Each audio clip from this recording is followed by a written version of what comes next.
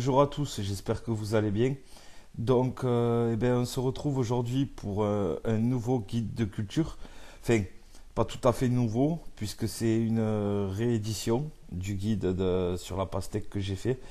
Donc, comme je l'ai dit dans ma vidéo sur le figuier, je vais petit à petit rééditer tous mes guides en y apportant des améliorations et puis surtout pour que tout ce qui est dit dans les vidéos soit d'actualité, puisque c'est vrai que quand j'ai commencé la chaîne, je savais pas trop où j'allais.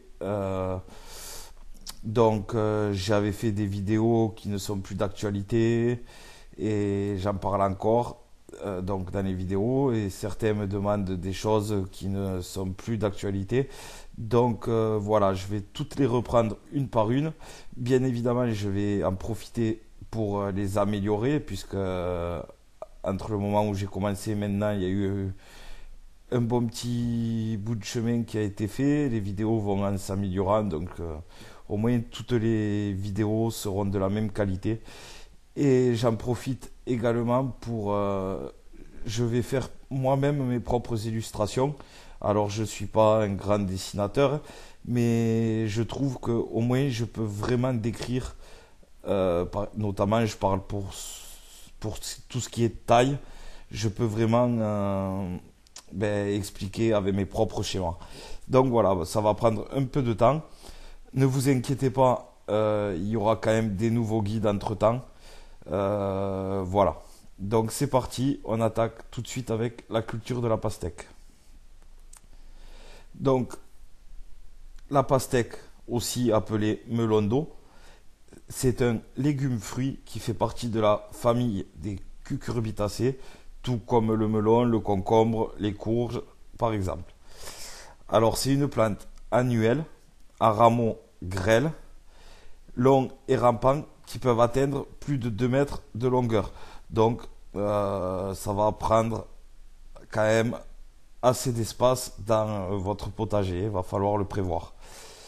Les fruits, ils vont pouvoir peser de 2 à plus de 20 kg, voire plus même, selon la variété et le climat. Donc je ne sais pas si certains d'entre vous sont déjà allés en Espagne. Moi je sais que vers le fond de l'Espagne, j'ai déjà vu des pastèques qui faisaient peut-être 30 ou 40 kilos. Après, je pense qu'elles sont pas très très bio, mais bon, voilà. Alors c'est une culture relativement facile si tous les bons gestes sont respectés. La production, quant à elle, elle va s'étaler de juillet à octobre, là encore en fonction de la variété et du climat, puisqu'il y a des variétés qui vont être plus précoces que d'autres. On verra ça à la fin de la vidéo. Je vais vous présenter quelques variétés les plus connues. Au niveau du sol et de l'exposition, donc la pastèque, elle aime les sols riches, ça c'est très très important, humifères et frais, meubles et profonds, tout comme en fait la plupart des légumes fruits de la famille des cucurbitacées. Au niveau de l'exposition, la pastèque, c'est situation chaude et ensoleillée. On passe au semis et à la plantation. Donc il faut savoir que la pastèque, elle a besoin de beaucoup de chaleur pour la germination, et que vos jeunes plantules, elles vont pas supporter la moindre gelée. La température idéale pour la germination, elle est comprise entre 22 et 24 degrés, c'est un idéal. En dessous, ça va aussi pousser, mais plus lentement. Voilà. Donc, le semis, il va pouvoir se faire de plusieurs façons. Donc, on va pouvoir le réaliser soit en godet sous abri chauffé à partir de la mi-mars. Donc, abri chauffé, hein. Ça peut être une véranda. Vous pouvez même les réaliser devant une fenêtre, sur le rebord d'une fenêtre, à l'intérieur, en mini-serre. Il y a des mini-serres chauffantes. Voilà. Donc, ce genre de semis, on peut commencer vers la mi-mars ou directement en place à partir de la mi-mai, lorsque les risques de gelée ne seront plus à craindre. Pour la germination, il faudrait essayer que la température ne descende jamais en dessous des 12 degrés. Voilà. Pour le semis directement en place, il est à éviter si vous habitez une région ne bénéficiant pas d'une belle arrière-saison après l'été, puisque les fruits, s'il fait assez froid rapidement chez vous, ils auront peut-être pas le temps d'arriver à maturité. Euh, je, le semis en place pour ce qui est melon et pastèque, en fait, je le recommande pas, même moi qui habite dans le sud, je fais aussi mes semis en godet, puisque ça permet quand même de gagner pas mal de temps et donc de laisser plus de fruits sur le plant aussi. Donc voilà. Et donc, que ce soit en godet ou directement en place en poké, si vous semez directement en place, ce sera en poké. On va semer 3 graines par godet ou par poké. Et une fois que la levée sera bien effectuée, on conservera uniquement le plant le plus vigoureux dans chaque godet ou dans chaque poké. Donc voilà des choses qui peuvent vous être utiles. Si ça vous intéresse, je vous mettrai les liens dans la description. Donc des tunnels de forçage, ça peut être pas mal. Si vous voulez commencer vos godets en serre ou en mini-serre et ensuite les mettre en terre un peu plus précocement, ça peut être bien pour les protéger du froid en avril, début mai, au cas où. Un autre tunnel de forçage. Vous avez ce type de serre. Donc ça, moi j'en ai, c'est très bien, ça vaut une vingtaine d'euros, 20-30 euros. Celui-ci vaut 30 euros, je crois. Ça, c'est très bien parce que c'est pas cher. Une grande serre comme ça coûte dans les 120 euros, je crois. Par contre, je vais être honnête avec vous. Si vous habitez dans un endroit qui est très vanté, comme nous, qu'on a de la tramontane à plus de 120, 130 par moment, sachez que le premier coup de vent, ça tiendra pas. Je pense que 50, 60 km/h c'est bon. Au-delà, n'achetez surtout pas ça. Il en existe aussi en polybicarbonate de ce type de serre là. Donc moi j'en avais acheté une que j'avais payé 200 et quelques euros. Donc je savais quand je l'ai ouvert le coffret que c'était pas très très solide. Je l'ai renforcé. Et premier coup de vent qu'il y a eu là récemment, donc la structure a tenu, elle s'est pas pliée vu que je l'avais renforcée. Par contre, toutes les plaques de bicarbonate de polybicarbonate se sont envolées, se sont arrachées. Donc pareil, c'est vraiment utile si vous habitez un endroit où il n'y a pas de vent ou alors que c'est très très protégé du vent. Je vous le recommande. Sinon, non. On passe à l'entretien et aux soins. Donc la pastèque, comme je vous l'ai dit, elle est très gourmande en chaleur. Donc il est possible, pour réchauffer un peu la terre, de mettre au pied de chaque plant des tuiles ou des briques, par exemple. En fait, ça va permettre d'emmagasiner la chaleur du soleil et ça va la redistribuer à la terre et donc à la plante. En plus de la chaleur, la pastèque, elle est également gourmande en eau. Je crois que plus de 90% de la pastèque, c'est de l'eau. Donc forcément, surtout lors de fortes chaleurs donc, ou de sécheresse prolongée. En été, un arrosage quasi quotidien va être indispensable. L'idéal pour arroser, c'est le matin avant que le soleil ne chauffe trop. Ou alors, si vraiment vous ne pouvez pas le matin, allez-y le soir, quand il fait moins chaud. En fait, c'est déconseillé d'arroser vraiment, par exemple à midi où il fait vraiment très chaud ou à 2 heures, puisque l'eau elle va s'évaporer. Puis si par malheur vous mouillez un peu le feuillage ou quoi, l'eau elle va faire un effet de loupe et avec les rayons du soleil, ça risque de brûler vos plants. Vous pouvez également installer un système de goutte à goutte qui, qui peut s'avérer très bénéfique. Il y en a des pas très chers, hein. Après, bon, si vous avez des cuves là, des cuves de 1000 litres, vous pouvez installer ce genre de système. Je vous mettrai des liens dans la description aussi pour des gouttes à gouttes avec des petits réservoirs de 5 litres qui sont bien pour si vous cultivez autre chose, hein, sur un balcon ou autre. Ensuite, une autre chose que je vous recommande de faire, c'est la mise en place d'un paillage qui, lui, va permettre plusieurs choses. D'une part, il va conserver l'humidité dans le sol plus longtemps. Et d'autre part, il va limiter l'apparition des mauvaises herbes. Et il a un troisième avantage, notamment pour ce qui est pastèque, melon, tous les légumes qui sont rampants, c'est que par la suite, quand vos fruits vont se développer, vous allez pouvoir les poser sur ce paillage. Et ça va éviter en fait qu'ils soient en contact direct avec le sol, puisque si vous laissez une pastèque sur un sol mouillé, comme on peut le voir sur la photo, hein, moi je vous le recommande pas ça. Puisque d'une, les fourmis risquent d'arriver plus facilement, ça risque de pourrir. En général, il faut toujours poser vos fruits soit sur des sous-coupes, évitez de les laisser en contact direct avec le sol comme ça.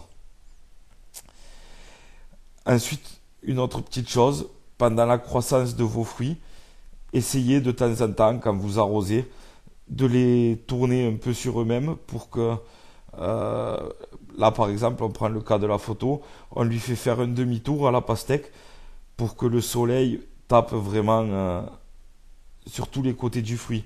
Puisque là, on voit bien qu'il y a une partie, si on le laisse comme ça avec le feuillage, il y a une partie qui va quasiment jamais voir le soleil. Je ne sais pas si vous êtes déjà rendu compte quand vous achetez des pastèques en supermarché ou autre. Bien souvent, il y a un côté qui est relativement juteux et goûtu, et l'autre côté on sent la différence. Ben, c'est tout simplement parce que les fruits n'ont pas été retournés, et il y a un côté qui a jamais vu le soleil quasiment. Du moins, pas autant que l'autre côté. Alors si vous faites ça, par contre, je vous l'ai écrit, faites bien attention quand même de ne pas trop tourner et de détacher le fruit du pédoncule, parce que sinon il est foutu. Ensuite on passe à la taille. Donc voilà mes petits schémas. C'est pas du grand art, mais au moins je peux dessiner exactement ce que j'écris. Des fois, quand je mettais des photos que je trouve, ça décrivait pas... Enfin, on voyait pas forcément très bien les choses, alors que là au moins je fais des gros plans. Voilà, après c'est pas j'ai pas fait les beaux-arts, mais le but c'est pas d'avoir un joli dessin, c'est de comprendre. Donc la taille de la pastèque, elle est beaucoup moins pratiquée que celle du melon, tout simplement parce qu'elle n'est pas indispensable. Moi, dans le sud, c'est même dans le nord, hein, la taille, elle n'est pas obligée pour avoir une bonne fructification ni quoi que ce soit. Le seul avantage qu'elle peut avoir, notamment si vous habitez dans les régions où l'été dure moins longtemps que dans le sud, c'est qu'elle peut accélérer la fructification de vos plants. Alors, comment faire? Donc, c'est en deux étapes. Donc, en trois étapes, pardon. La première étape, ça va être de pincer, donc couper l'extrémité de la tige au-dessus des 4 premières vraies feuilles. Donc, les 2 premières, à chaque fois, ce sont les cotylédons. Ça, vous pouvez, je ne l'ai pas écrit, mais vous pouvez également les supprimer une fois que vous avez 4 feuilles ici. Vous pouvez les couper. Ensuite, quand vous avez ces 4 vraies feuilles, vous allez étêter votre plante de pastèque. Et en fait, sous ces 2 feuilles ici, vous allez avoir des bourgeons qui se cachent. Et ces bourgeons, ils vont vous donner 2 nouvelles tiges. Donc voilà. Donc là, on voit la première, la deuxième feuille, la troisième, la quatrième. Ici, on a étêté le coup d'avant. Et là, à la place des bourgeons, on a deux tiges qui partent. Une, celle-là, je ne l'ai pas dessinée en entière. Je vais vous expliquer sur celle-là. Mais le procédé est à répéter sur celle-ci aussi. Donc, une fois que ces deux tiges se sont développées et possèdent 10 feuilles, vous allez regarder attentivement les fleurs. Si vous n'avez que des fleurs mâles, vous allez couper à nouveau au-dessus de la 8e feuille. Donc 1, 2, 3, 4, 5, 6, 7, 8. Si vous avez des fleurs femelles ici, vous laissez. Comment on reconnaît les fleurs mâles et les fleurs femelles? Donc c'est pas compliqué. Les fleurs femelles, elles sont facilement reconnaissables parce que d'une part, en général, elles sont d'un jaune plus clair que les fleurs mâles. Et d'autre part, si vous regardez bien sous la fleur, vous allez voir un petit renflement, une boursouflure, un gonflement en fait, à leur base. En fait, c'est le fruit c'est le fruit en miniature quoi, qui va se développer. Excusez-moi, j'ai un peu la crève, j'ai du mal à parler. Une fois que les fruits seront bien formés, à environ 5 cm de diamètre, vous allez repérer les deux plus jolis sur chaque tige et vous allez supprimer les autres. Et pour finir, on pince chaque tige au-dessus de la deuxième feuille après le dernier fruit conservé. Donc ça veut dire quoi? Admettons que toutes ces fleurs, elles se sont transformées. On va dire que c'était que des fleurs femelles. Bon, c'est très peu de chance. Faut forcément qu'il y ait une mâle en plus, mais admettons que c'est toutes des femelles. Donc on supprime. On va garder, on va dire celui-là et celui-là. Ils sont jolis. Donc tout cela là, on va les supprimer pour en garder que deux. Et si celui-là c'est le dernier, on gardera les deux feuilles qui viennent après et on coupe. Si par exemple le dernier c'était celui-là, ça pourrait être celui-là qu'on garde et le dernier. Dans ce cas, on supprime celui-là, celui-là, celui-là, celui-là, celui-là et on vient couper après la deuxième feuille. Vous répétez cette opération sur l'autre tige, bien évidemment.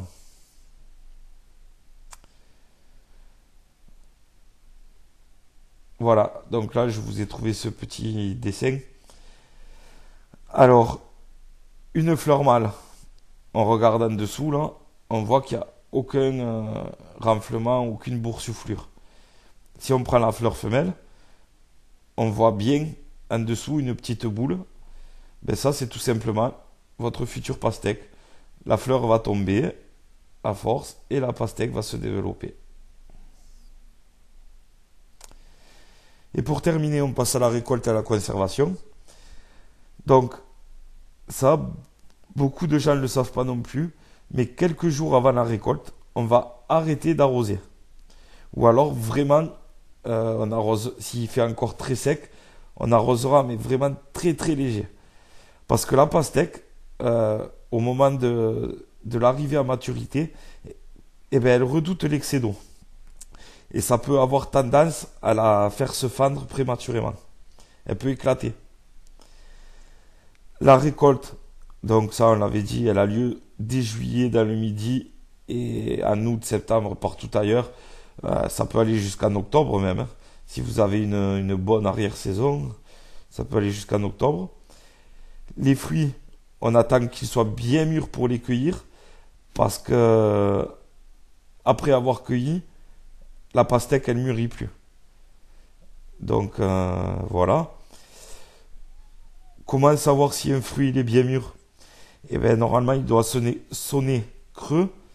Et la feuille qui se situe juste au-dessus doit normalement commencer à se dessécher. Après, vous avez le poids qui est également un bon indicateur. Si elle est lourde, c'est normalement, elle est censée être mûre. Excusez-moi. La température idéale de conservation, elle se situe entre 10 et 13 degrés. donc au réfrigérateur.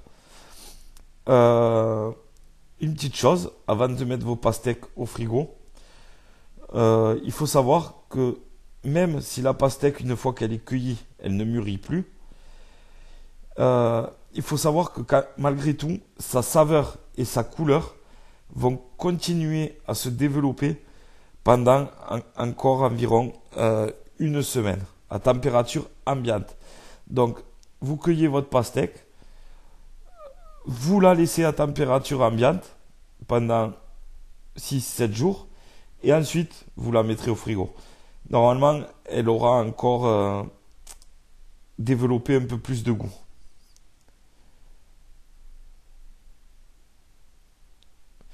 Donc voilà, ensuite je vous ai mis quelques variétés, donc Charleston Grey, Crimson Sweet,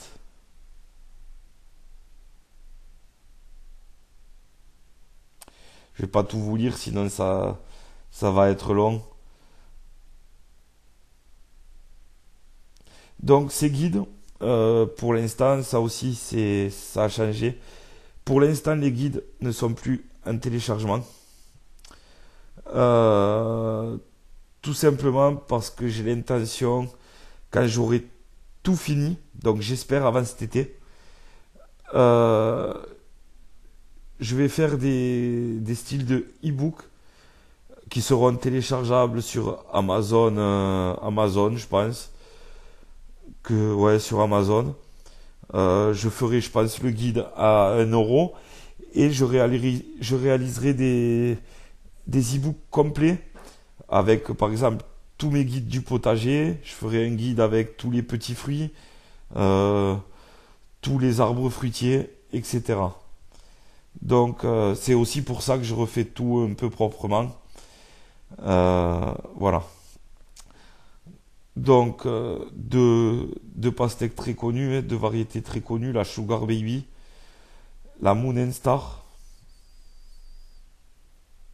Sugar Baby, elle est bien, c'est une variété assez précoce. Elle fait pas des très très gros fruits, mais ils sont assez bons et bien juteux.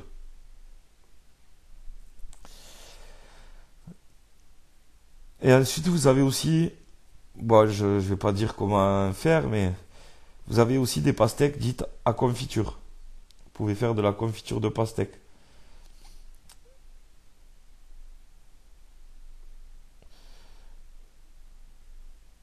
Voilà, donc si ça vous intéresse, si vous avez envie de semer, je vais vous mettre dans la description, pareil, un lien pour aller acheter vos graines. Je vous mettrai un lien pour les serres si ça vous dit d'aller voir. Voilà. Donc, si ce n'est pas déjà fait, n'hésitez pas à vous abonner. N'oubliez pas le petit pouce bleu si vous avez aimé la vidéo. Et puis pour ceux que ça intéresse, vous pouvez me soutenir en faisant un don à la chaîne. Pour ça, c'est simple. Quand vous êtes sur ma chaîne, il y a la bannière en haut, là, le jardin catalan. En bas, dans le coin en bas à droite de cette bannière, vous avez le bouton faire un don. Vous serez redirigé directement sur PayPal. D'ailleurs, je remercie énormément tous ceux qui m'ont fait des dons jusqu'à présent. C'est super sympa. J'ai pu changer mon casque qui commençait à partir en morceaux. Donc, je vous remercie. Et sur ce, ben, je vous dis à la prochaine pour un prochain guide qui sera normalement le framboisier. Je suis en train de refaire tous les schémas pour le framboisier. Allez, à plus.